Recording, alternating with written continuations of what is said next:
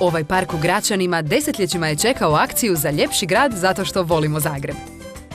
Za ovu su lokaciju pristigle čak 3 prijave jer park je godinama bio zapušten, a jedini je u kojemu se mogu igrati djeca iz Gračana.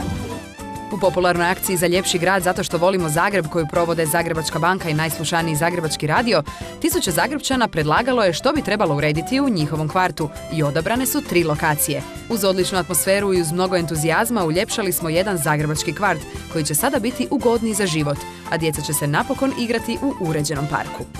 Drago mi je da grad Zagreb podržava sve ono što je dobro u gradu Zagrebu, jer možda mi čak svi skupa nismo niti svjesni odgovornosti prema ekologiji. Akcija za ljepši grad ide dalje. Slijede još 2 akcije uređenja i zato nam se pridružite.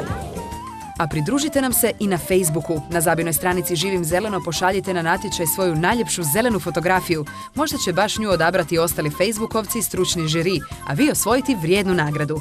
Svi koji su se pridružili akciji u Gračanima mogli su mnogo toga doznati i o zelenim kreditima Zagrebačke banke i zelenom planu prve stambene štedionice. To su krediti koji omogućuju kvalitetniji i ugodniji život, kao i zdravije stanovanje s manjim izdacima za režije.